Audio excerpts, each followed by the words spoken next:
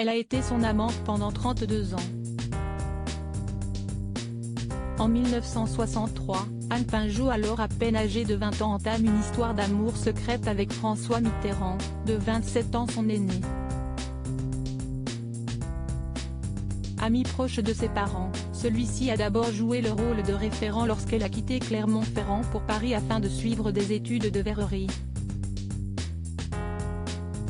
La jeune femme est ensuite rapidement tombée sous le charme du leader socialiste, sorte de Pygmalion, dont elle a accepté de vivre dans l'ombre, alors que lui n'envisageait à aucun moment de quitter sa femme Danielle, avec qui il avait eu 2 enfants, Jean-Christophe et Gilbert. Très attaché à Anne Pinjot, l'ancien chef d'État a fait tout ce qui était en son possible pour la tirer vers le haut. Il l'a encouragée dans sa passion pour l'art en la poussant à entreprendre des études pour devenir conservatrice de musée. Très vite, Anne Pinjot est devenue une référence dans l'histoire de l'art, œuvrant notamment pour le musée d'Orsay.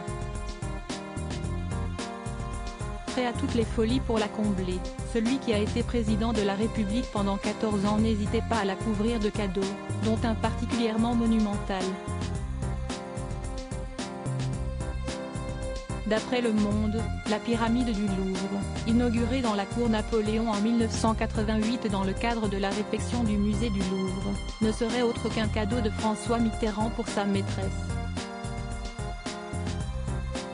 Cette dernière se rendait même tous les jours sur le chantier afin d'évaluer l'avancée des travaux.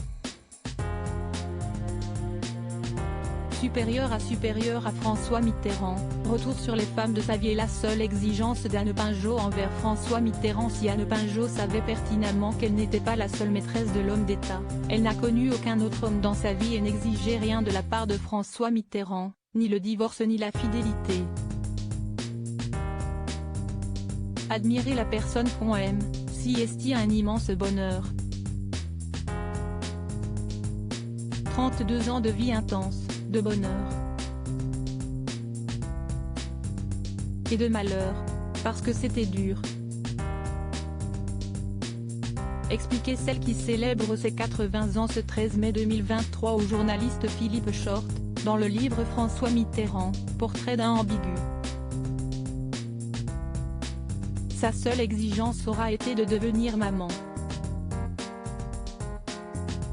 Un souhait exaucé, lorsqu'est née dans le plus grand secret Mazarine Pinjot, dans une clinique privée d'Avignon le 18 décembre 1974 en présence du chef de l'État. Mazarine Pinjot était une consécration mutuelle, avait déclaré l'homme d'affaires André Rousselet, proche de François Mitterrand dans les colonnes de Paris Match, quand Anne Pinjot plaisantait à moitié en déclarant que si est le seul vrai cadeau qu'il m'a fait. Article écrit en collaboration avec 6 Médias Crédit Photo, agence.